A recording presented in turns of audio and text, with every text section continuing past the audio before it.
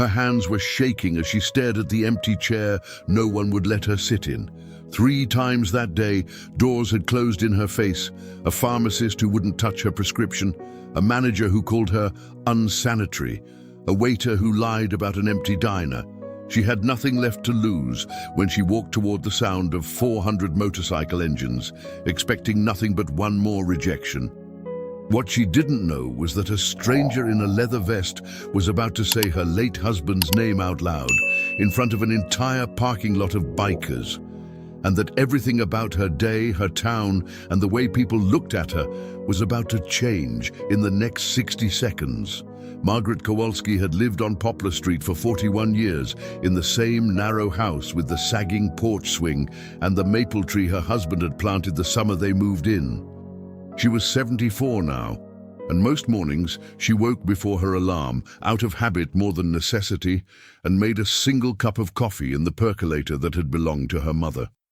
The vitiligo had started 14 years ago, a small pale patch on the back of her left hand that she'd mistaken for a burn. By the time she saw a dermatologist in Indianapolis, it had already begun creeping up her wrist. Over the following decade, it spread slowly and without pattern, the way frost creeps across a window pane, until her hands, her neck, and the left side of her face carried wide patches of skin that had lost all their color. The doctor had explained it plainly. Her immune system was quietly destroying the cells that produced pigment. It was not contagious. It was not painful. It was not, in any medical sense, dangerous. But Terre Haute was a small city with a long memory, and small cities did not always distinguish between what was dangerous and what was merely unfamiliar. On the 3rd Saturday of October, the sky over Vigo County was the color of dishwater, low clouds pressing down over the flat Indiana fields at the edge of town. Margaret pulled on her wool coat, checked that her purse held her prescription list, her grocery coupons clipped from Wednesday's paper, and the $23 she'd budgeted for the week. She was a careful woman. She had been careful her whole life, first as a factory bookkeeper, then as a widow managing a pension that stretched thinner every year. Her husband, Walter Kowalski, had died 6 years earlier of a heart attack in the garage behind their house, the same garage where he had spent 3 decades fixing motorcycles for anyone who brought one to his door. Mechanics from the Pontiac plant, teenagers with their first second-hand Hondas, and later, when the riding clubs came through town on their charity runs, the leather-clad bikers who trusted no one else with their engines. Walter never charged the ones who couldn't pay. He used to say a carburetor didn't care what a man looked like, and neither should the man fixing it. Margaret thought of him often, especially on mornings like this one, when the walk to the pharmacy felt longer than it used to, and her knees ached with the coming cold. She needed 3 things that day: her blood pressure medication from Ellison's drugstore, a week of groceries from the Value Foods on 4th Street, and, if her budget allowed, a hot meal, because she had not cooked a proper dinner in 3 days, and told herself she deserved 1 warm plate before the weekend ended. She had no way of knowing, as she stepped off her porch and onto the cracked sidewalk, that by the end of the day she would be told, in 3 different ways, that she did not belong in the ordinary places ordinary people were allowed to go. The walk to Ellison's drugstore took 18 minutes. Margaret knew because she'd timed it the week before, back when her hip had been bothering her, and she'd wanted to see if she could still manage the distance without her cane. She left the cane behind that morning, a small vanity she allowed herself, though she regretted it by the time she reached the drugstore's glass door. Inside, fluorescent light hummed over rows of shampoo bottles and greeting cards. A young man behind the pharmacy counter, his name tag read Roger, glanced up as the bell above the door rang, and Margaret watched something flicker across his face before he schooled it into a thin, professional smile. She approached the counter and set down her insurance card and her refill slip. "Good morning," she said. "I'm here for a refill. Kowalski, Margaret." Roger did not reach for his keyboard right away. His eyes moved over her hands, resting a beat too long on the pale, uneven patches that spread across her knuckles, then flicked up to the side of her face, where the discoloration crept from her jaw toward her ear. "Ma'am," he said slowly, "is that... I mean, do you have something contagious? Some kind of skin condition?" Margaret had answered this question in one form or another more times than she could count. She kept her voice even. "It's vitiligo. It's not contagious. It's just a loss of pigment." Roger did not look convinced. He glanced toward the back of the store, where an older woman in a manager's vest was stocking cold medicine, and something passed between them that Margaret couldn't quite read, but understood immediately anyway.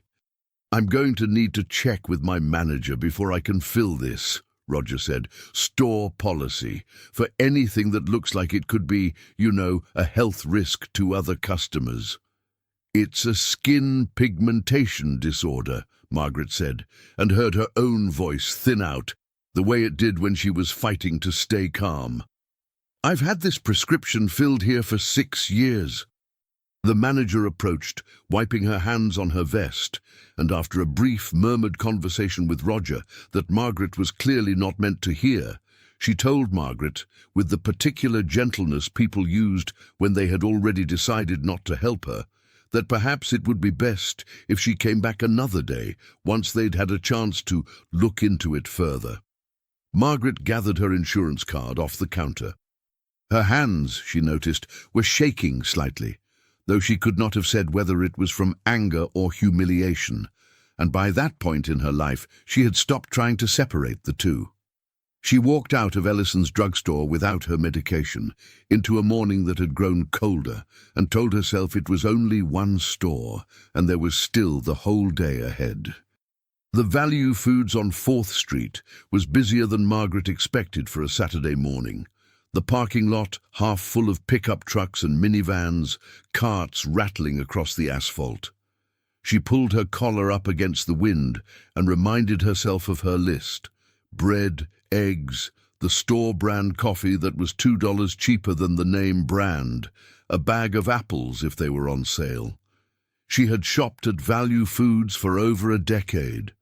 She knew the layout of the store, the way she knew the rooms of her own house, the dairy case at the back, the bakery smell drifting from the ovens near the entrance, the register where a cashier named Denise Walsh had rung up her groceries most Saturdays for as long as Margaret could remember. But Denise was not at her register that morning. In her place stood a woman Margaret didn't recognize, and behind the customer service desk, a man in a store manager's polo, his badge read Brad Hutton, was speaking in low tones to 2 other employees, all 3 of them glancing toward the entrance in a way that made the back of Margaret's neck prickle before she'd even stepped past the shopping carts. She picked up a basket and moved toward the produce section, trying to ignore the sensation of being watched, a sensation that had become so familiar over the years that she sometimes forgot it wasn't simply how the world worked. She selected a bag of apples, checked the price against her coupon, and moved on to the bread aisle. It was there that Brad Hutton found her. "Ma'am," he said, and Margaret turned to find him standing a full arm's length away, as though proximity itself might be a danger. "I'm going to have to ask you to leave your basket at the front and step outside with me for a moment." Margaret felt something cold settle low in her stomach, an old familiar dread. "Is there a problem?" "A couple of customers mentioned some concerns," Brad said, not quite meeting her eyes. "About, sanitary issues. I have to take that seriously." "It's a liability thing. Sanitary issues," Margaret repeated. She set the loaf of bread back on the shelf, carefully, the way she set down anything when her hands had started to shake and she did not want to drop it. "I have a skin condition. It's called vitiligo. I'm not contagious and I'm not unsanitary. I've been shopping in this store since it opened." A woman with a toddler in her cart had slowed nearby, pretending to examine a shelf of crackers while listening with undisguised interest. Margaret was aware of her, aware of the two employees near the front who had stopped restocking to watch, aware of the particular kind of silence that fell over a room when people wanted very badly to see what would happen next without being blamed for watching it happen. "I understand it's not contagious, medically," Brad said, in the tone of a man reciting a line he'd rehearsed on his walkover. "But I've had complaints, and until I can, verify things with corporate, I think it's best if you shop somewhere else today. I'm sorry for the inconvenience." Margaret looked at him for a long moment. She thought of her mother, who had survived a Chicago winter with 3 children and a husband on strike, and who had taught her that dignity was not a thing other people could take from you unless you handed it over yourself. She thought of Walter, who would have had something sharp and funny to say to Brad Hutton, something that would have made the man's ears turn red. But Walter was 6 years in the ground, and Margaret was alone in the bread aisle with a basket of apples she was not allowed to buy. "I've never had a complaint against me in this store," she said quietly. "Not once, not in 10 years. She remembered with sudden clarity the winter Denise Walsh had waived a late fee on an expired coupon because Margaret had been too embarrassed to admit her eyesight was failing and she'd misread the date. She remembered the small kindnesses that had accumulated over a decade of Saturday mornings. A bagger who always double-bagged her heavier items without being asked. A stock clerk who remembered which brand of tea she preferred and pointed her toward it when the store rearranged its shelves. None of that history seemed to matter now. Standing in the bread aisle with a manager who had known her for less than 2 minutes and had already decided what kind of woman she was. "I understand that's frustrating," Brad said, already turning away, already done with the conversation. "But I have to think about all my customers." Margaret set the basket down on the end of the aisle, apples and all, and walked out of the value foods without a single item, past the woman with the toddler who quickly looked away, past the 2 employees who suddenly found something urgent to do with a display of canned soup. Outside, the wind had picked up, dry leaves scraping across the parking lot in small, restless spirals.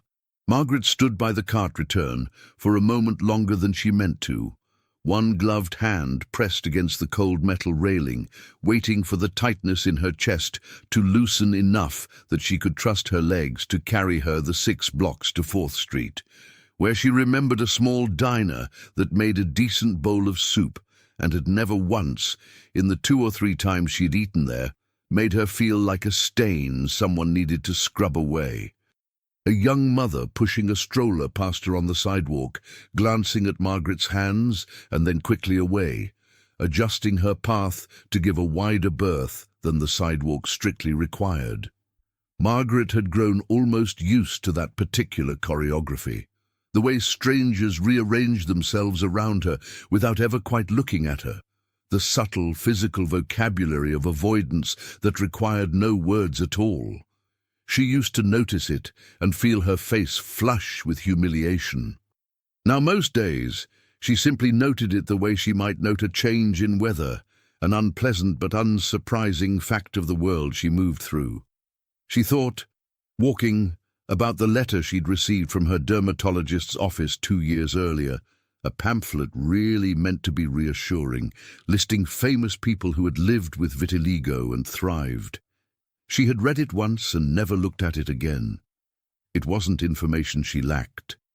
She understood perfectly well what was happening to her skin and why. What she lacked increasingly was patience for explaining it to strangers who had already made up their minds before she opened her mouth.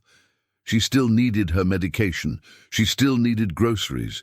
But more than either of those things, in that moment, she needed to sit somewhere warm among people who would simply let her eat. She did not yet know that the diner would be the 3rd door to close in her face that day, or that a 4th door, one she hadn't even considered, was already opening 7 blocks away, where 400 motorcycles sat gleaming under a grey Indiana sky. The Blue Plate Diner sat on the corner of 4th and Cherry, a squat brick building with a faded sign and a bell over the door that had been ringing since before Margaret was born. She had eaten there perhaps a dozen times over the years, usually on days when the walk home felt too long to face on an empty stomach. And she remembered the coffee as strong and the pie as decent, though she couldn't recall the name of the waitress who usually worked the counter. Today, a young man she didn't recognize was wiping down the counter when the bell rang. His name tag read Kyle. He looked up, and Margaret watched the same small, involuntary flinch cross his face that she had come to recognize in strangers over the past 14 years. The flinch of someone recalibrating, deciding in half a second what kind of person she must be, based on nothing but the uneven color of her skin. "Table for one?" she asked, keeping her voice steady, keeping her coat buttoned against the cold that had followed her in from the street. Kyle glanced toward the kitchen, where an older man in a stained apron, presumably the owner, though Margaret would never learn his name, stood at the pass-through window, watching. Something passed between them, the same silent, coded communication Margaret had witnessed twice already that morning. A language spoken entirely in glances that somehow every stranger seemed fluent in. "We're actually pretty full right now," Kyle said, gesturing vaguely at a dining room where at least 6 booths sat empty, red vinyl seats catching the grey light from the windows. "Might be a bit of a wait." Margaret looked at the empty booths. She looked at Kyle, who would not meet her eyes, and at the man in the kitchen who had not moved from the pass-through window. She understood, with the particular exhausted clarity of someone who has been told the same lie in 3 different costumes within the space of 2 hours, that there was no wait, and there would be no table, and that continuing to stand in the doorway would only prolong a humiliation that had already run its course twice that day. "I see," she said. "Thank you anyway." She glanced once more at the empty booths as she turned to go, at the clean red vinyl and the little jukebox selectors bolted to each table, remembering the last time she'd sat in one of them, 3 winters ago, with a cup of coffee and a slice of apple pie, reading a paperback mystery she'd checked out from the library.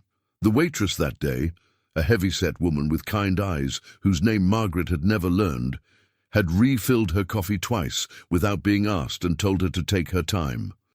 It occurred to Margaret, standing now in the doorway, with Kyle's eyes fixed somewhere over her shoulder, that the woman likely no longer worked there, or perhaps had simply had the day off, and that the diner Margaret remembered and the diner she was standing in now were, in some essential way, no longer the same place at all. She turned and walked back out into the cold, and this time, when the bell rang above the closing door, she did not try to stop the small, sharp sound that escaped her. Not quite a sob, not quite anything with a name, just the sound of a woman who had asked for nothing more than a bowl of soup and a chair to sit in, and had been refused 3 times before noon. Margaret stood on the sidewalk outside the Blue Plate Diner for a long moment, one hand braced against the cold brick wall, and allowed herself, briefly, to feel the full weight of the day. She thought of Walter's garage, the smell of engine oil and coffee, the easy way he'd had of making anyone feel welcome, whether they arrived on a motorcycle worth more than their car or a bicycle held together with electrical tape. She thought of the years since his death, the slow spread of pale patches across her skin, and the way the town she'd lived in for 4 decades had begun, gradually and then all at once, to look at her like a stranger. She was tired. Her hip ached. Her prescription sat unfilled in her purse, useless without a pharmacist willing to touch it, and her grocery basket sat somewhere in a value foods aisle. Apples she would never eat. For a moment, standing on that sidewalk, Margaret considered simply going home. It would have been easy enough. 6 blocks, maybe 7, and then her own porch, her own kitchen, a can of soup from the pantry that no one could refuse to sell her because she already owned it. No one would have blamed her, no one would have even known. But something in her, something stubborn, something that had survived a childhood in a cold-water flat and a marriage to a man who never once looked away from her, not once, not even in the last confused moment before his heart gave out in the garage, refused to let the day end there. She had heard from a neighbor 2 doors down that there was some kind of gathering happening at Whitfield's general store on the edge of town, a charity thing, motorcycles and vendors and hot food cooked outdoors in big steel pans. Her neighbor's son had mentioned it the night before, something about a run the local riding clubs did every October to raise money for the Children's Hospital in Indianapolis. Margaret did not know anyone who rode a motorcycle, not since Walter died, and she had never once considered herself the kind of woman who would walk uninvited into a gathering of leather jackets and loud engines.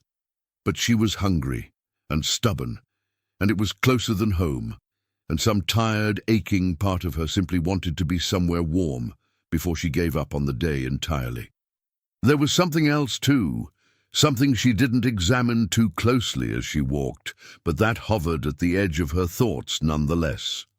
A memory of Walter's garage on a Sunday afternoon, motorcycles lined up along the gravel drive, men and women in leather vests drinking coffee from paper cups while Walter worked, laughing at something one of them had said, utterly at ease in a way Margaret rarely saw him elsewhere.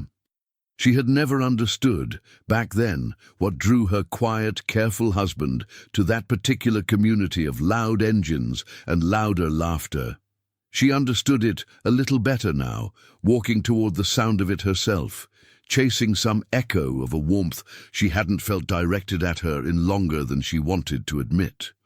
She adjusted her coat, straightened her back the way her mother had taught her to do before walking into any room where she might not be welcome, and began the 7-block walk toward Whitfield's general store, toward the sound of engines she could not yet hear, and toward 400 strangers who did not yet know her name. Margaret heard Whitfield's general store before she saw it, a low, constant rumble that seemed to rise up out of the pavement itself, growing louder with every block until it filled the whole grey afternoon. When she rounded the final corner onto Route 9, she stopped, momentarily overwhelmed by the sight in front of her, the parking lot and the field beside it, and the shoulder of the road for a quarter-mile in either direction were filled with motorcycles. Chrome and black leather stretched as far as she could see, rows upon rows of them, their riders gathered in clusters around folding tables, food trucks, and a large hand-painted banner that read, "Terre Haute Annual Charity Run, Riders for Riley Children's Hospital." Margaret had never seen anything like it, not in Terre Haute, not anywhere. She counted, out of some old bookkeeper's habit, 4 rows of motorcycles before she lost track entirely and simply stood at the edge of the lot, uncertain whether she'd made a terrible mistake in coming. She almost turned back. Her feet had actually begun to carry her toward the road again when the smell reached her. Wood smoke and grilled onions, chili simmering in enormous steel pots, and her stomach, empty since the night before, made the decision for her. She approached the edge of the gathering slowly, aware of eyes turning toward her, aware of the particular stillness that fell over small clusters of riders as she passed. She braced herself for what had happened 3 times already that day. She kept her chin level and her steps steady and told herself that whatever happened next, she would not run. At the general store's entrance, a heavy-set man in an apron, the owner, judging by the way he barked instructions at 2 teenage employees, was overseeing a folding table stacked with paper plates. Margaret approached, her voice smaller than she wanted it to be. "Excuse me, is the food available to anyone or just for the riders?" The store owner, a man named Dale Whitfield, glanced up, and Margaret watched with a sinking, exhausted certainty the same flicker of recalibration cross his face that she had seen 3 times already. His eyes moved over the pale, blotched skin of her hands and neck, and his expression shifted from mild irritation at being interrupted to something colder. "This is a private event," Dale said, "for the riding clubs. I'd ask you to move along, ma'am. Folks are going to want their space, and no offense, but some people might get uncomfortable. Uncomfortable, Margaret repeated. The word had followed her across the entire city that day, in different mouths, wearing different disguises, but always meaning the same thing. It's vitiligo, she said, for the fourth time since morning, her voice fraying at the edges despite her best effort to hold it steady. It isn't contagious. I only wanted— Ma'am, I don't have time to argue skin conditions, Dale said, raising his voice slightly, enough that several nearby riders turned to look. I've got 400 people to feed and a hospital fundraiser to run. Please move along. It was the word please that broke something loose in Margaret, not out of anger, but out of a bone-deep, accumulated exhaustion. 3 refusals becoming 4, 3 doors becoming 4, and this one, unlike the others, spoken loudly enough that dozens of strangers in leather jackets had turned to watch a 74-year-old woman being told, in public, in front of a banner raising money for sick children, that she was too uncomfortable to look at. She was already turning to leave, already gathering the last scraps of her dignity to carry her back out onto Route 9, when a voice, low and rough with authority, cut across the parking lot. "Dale! What in the hell are you doing?" The crowd near the entrance parted, and a tall man in a weathered leather vest, grey beard trimmed close, stepped forward. His vest carried patches Margaret didn't recognize, and stitched above the breast pocket, faded but legible, were the words, Road Brothers MC, founded 1979. He walked with the unhurried confidence of a man used to being listened to, and behind him, Margaret became aware of a strange, rippling motion moving through the crowd, riders turning, murmuring, some of them beginning to walk toward the folding table. Dale straightened, suddenly less certain of himself. "Frank, I was just explaining to the lady that this is a private—" "I heard what you were explaining," Frank Doyle said, and then he turned, and for the first time all day, someone looked directly at Margaret's face. Not at the discoloration, not around it, not through it, but at her, the way a person looks at another person. And something in his expression changed, slow recognition spreading across his weathered features like sunrise. "Kowalski," he said quietly. "You're Walter's wife." "Margaret." Margaret felt her breath catch. "You knew my husband." "Knew him?" Frank let out a short, rough laugh, and around him, several older riders were beginning to nod, murmuring Walter's name to one another like a password. "Ma'am, your husband kept half the clubs in this county running for 30 years. Fixed my first Harley's transmission in 1987 and wouldn't take a dime because I'd just gotten laid off from the foundry. I've told that story 100 times. We all have." Margaret stood very still, the cold forgotten, as Frank Doyle turned to face the growing crowd behind him, riders drifting closer now, dozens of them, then what looked like hundreds, drawn by the stillness of the moment, the way people are drawn to any silence that feels important. "This woman's husband," Frank said, raising his voice so it carried across the lot, "fixed bikes for anybody who needed it for 30 years and never once asked what a man looked like or what he had in his pocket before he helped him. And Dale here just told his widow to move along from a charity cookout because he doesn't like the way her skin looks."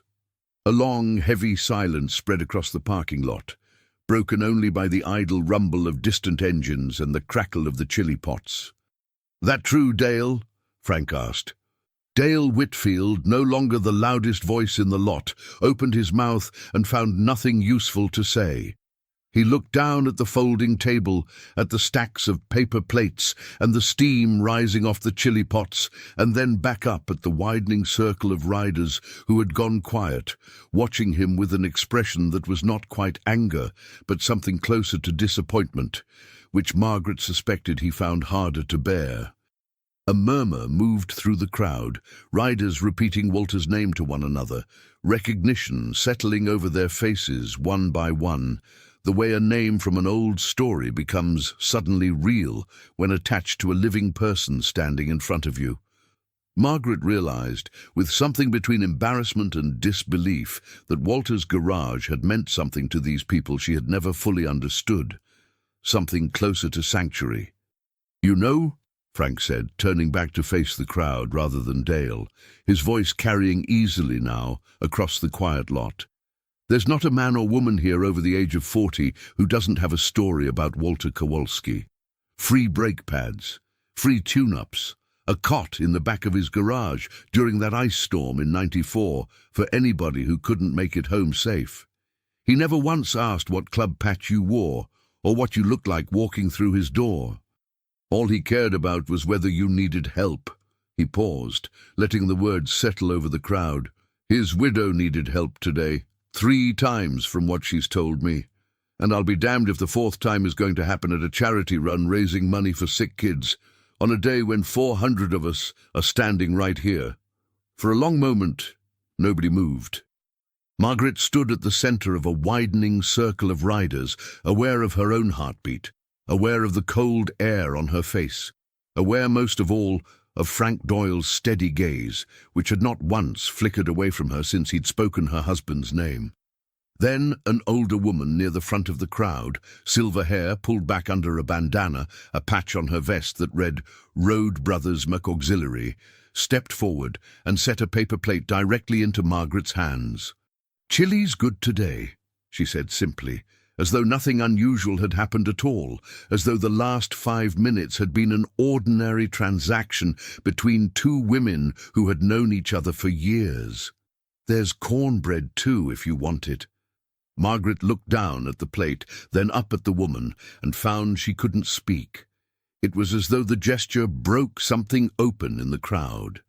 Within moments, 6 more riders had drifted forward, some introducing themselves, some simply nodding, a few reaching out to shake her hand without hesitation, without the small, telling flinch she had come to expect from strangers. A young rider with grease-stained knuckles told her he'd learned to change his own oil from a pamphlet Walter had given him for free at a swap meet in 2003. A woman near 60, leaning on a cane of her own, told Margaret that her late husband had ridden with the Road Brothers back when the club was barely a dozen members strong, and that Walter Kowalski's garage had been, in her words, the only place in this county where it didn't matter who you were or what you rode. Frank Doyle turned back to Dale Whitfield, his voice quieter now, but somehow carrying further than his shout had. "Dale, you're a good man most days, and I know this event means a lot to you, but 400 of us drove here today to raise money for sick kids, and I don't think a single person in this lot wants their name attached to turning away Walter Kowalski's widow because they didn't like the look of her hands." Dale's face had gone through several colors in the last minute, landing finally on something close to shame. "Ma'am," he said, turning to Margaret, his voice noticeably smaller than it had been. I'm sorry. That was wrong of me. Please, stay. Eat. It's on the house." Margaret considered him for a long moment. She was not by nature a vindictive woman, and the ache in her chest had already begun to loosen, replaced by something she hadn't expected to feel that day. Something almost like relief, almost like being seen. "Thank you," she said simply, and let the matter rest there because there was nowhere left in her, after the day she'd had, for anything but the plain, uncomplicated comfort of a warm bowl of chili and a folding chair someone had pulled up for her near the fire barrel. She ate slowly, surrounded by strangers who had, within the space of 20 minutes, become something closer to neighbors. Frank Doyle sat across from her for a while, telling her stories about Walter she had never heard, a Thanksgiving when he'd stayed open past dark to fix a young father's motorcycle so the man could make it to his daughter's birthday the next morning, a winter when he'd let 3 riders sleep in his heated garage during an ice storm rather than send them back out on the roads. Margaret found herself laughing, for the first time in longer than she could easily remember, at a story about her own husband that she had never known. Before she left that afternoon, one of the younger riders, the one with the grease-stained knuckles, asked if he could give her a ride home, gesturing toward a beat-up pickup truck parked at the edge of the lot rather than a motorcycle. Careful, Margaret realized, not to assume she'd want anything more adventurous than that. She accepted, and as they pulled away from Whitfield's general store, she looked back once at the rows of motorcycles catching the last grey light of the afternoon, and at Frank Doyle, who lifted a hand in a small, steady wave. By Monday morning, word of what had happened at the charity run had moved through Terre Haute the way small-town stories always did. First through the diner counters and barbershops, then through the aisles of value foods, where Denise Walsh, back at her register after a weekend off, heard the story from a customer and immediately called her manager to ask, pointedly, whether Brad Hutton had really turned away Walter Kowalski's widow over a skin condition. Brad Hutton found himself explaining his decision to corporate by Tuesday. Roger Ellison's manager, hearing a version of the story second-hand from her sister, called Margaret personally to apologize and offered to deliver her medication to her house free of charge for as long as she needed it. Even Kyle, the young waiter at the Blue Plate Diner, showed up on Margaret's porch the following week, awkward and red-faced, to apologize in person, saying his manager had heard about the biker thing and wanted no part of that kind of trouble again. Margaret accepted each apology with the same quiet grace she had carried through every refusal that day, neither cruel nor entirely forgiving, simply steady, the way she had always been. She had lived long enough to know that an apology extracted by embarrassment was not the same as a change of heart, but she also understood better than most that sometimes a changed behavior was worth more than a changed heart, and that she was tired enough not to need the difference explained to her. It was the Road brothers who became, in the months that followed, something closer to family. Frank Doyle and a rotating handful of riders began stopping by her house every few weeks, sometimes to check her porch steps for rot, sometimes just to sit in Walter's old garage and talk about engines and weather and the particular ache of missing someone who had been generous in a way the world rarely was anymore. One rider, a quiet man named Dennis Farrow, who had lost his own wife the year before, took to mowing Margaret's small lawn every other Saturday without being asked, waving off her attempts to pay him with the same gruff insistence Walter used to wave off customers who tried to pay for work. He considered a favor between friends. The following October, when the Road brothers held their annual charity run again, they moved it, at Frank's insistence, to the lot beside Margaret's own street, and hung a new banner beside the old one, Riders for Riley, in memory of Walter Kowalski, who never turned anyone away. Margaret sat in a folding chair near the front that day, a bowl of chili in her lap, watching 400 engines gather on Poplar Street, and understood, perhaps for the first time since her husband's death, that she had never really been as alone in that town as 3 closed doors had once made her feel.